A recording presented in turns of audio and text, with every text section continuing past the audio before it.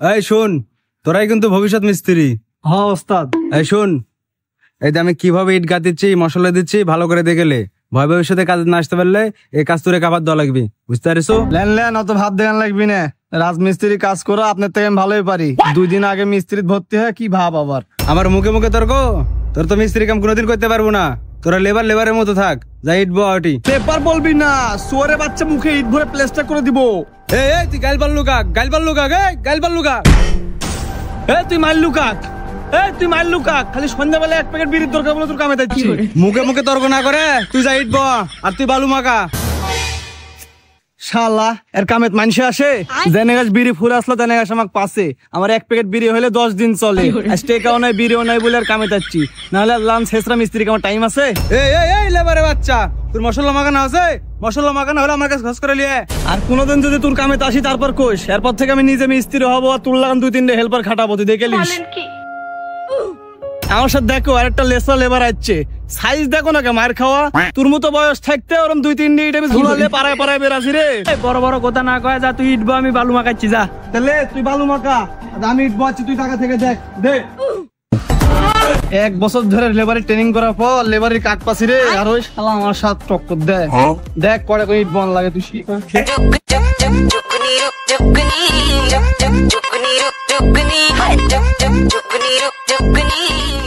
1 hour later. শালা আমার মতো ট্রেনিং প্রাপ্ত শালের সাথে ওর লাগা নিত্য দলা পুইসকেছে, আমার টক্কর দিচ্ছে।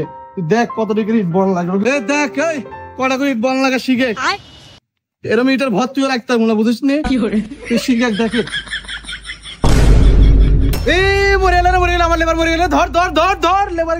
ওস্তাদ আমি মরিনি ওস্তাদ, আই দেখে নিট ধরালেন, আর পরের খেপে বেশি করে নিয়ে এসেছি।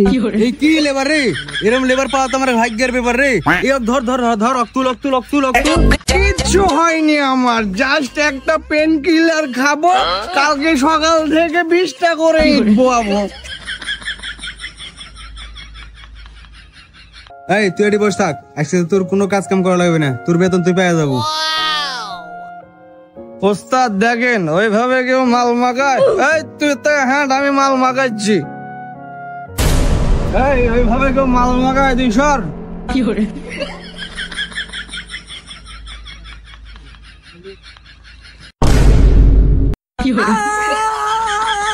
এই শালারে উই আবার উঠে গেছে, উঠে ওটা মরে শেষ রে। এই ধর।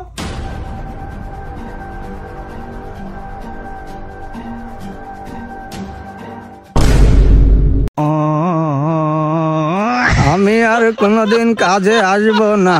তো বন্ধুরা, আপনারা কেউ রাজমিস্ত্রির কাজকে অবহেলা করবেন না।